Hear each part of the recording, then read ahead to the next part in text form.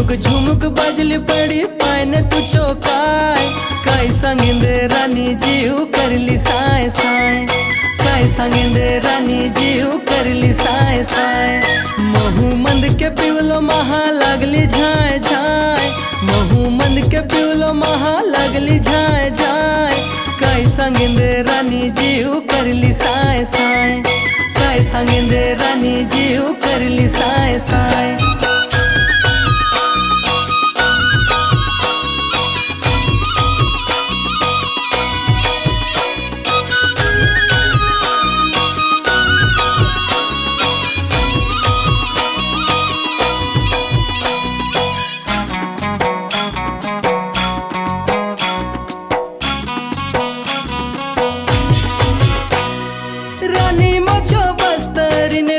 सुंदर लागे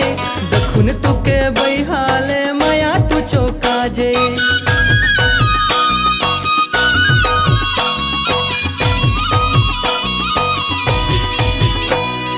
लुस लुसा के राखंब असन अंग तूचो आया किरिया रानी ये मोहले मन के मोचो आया किरिया रानी ये मोहले मन के मोचो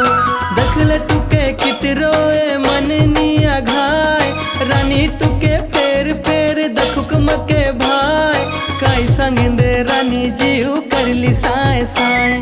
काय सांगिंदे रानी जीव करली साय साय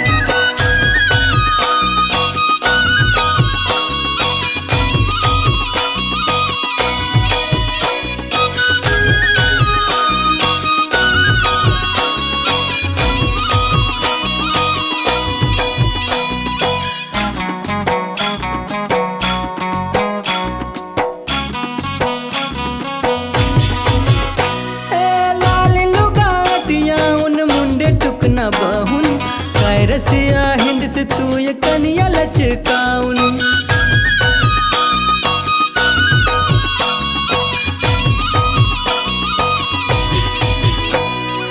अचरा तू ये खोचियाउन जुड़ा गठयाउन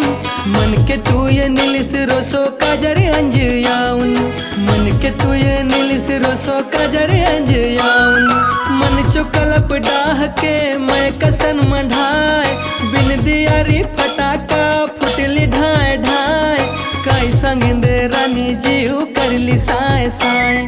काय सांगिंदे रानी जीव करली साय साय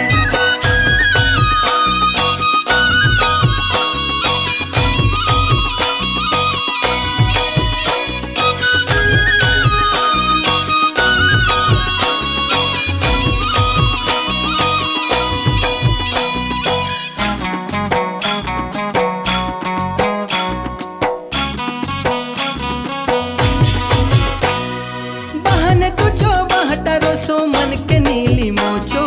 काय सुंदर फगुन गली नाक ने फूली तूचो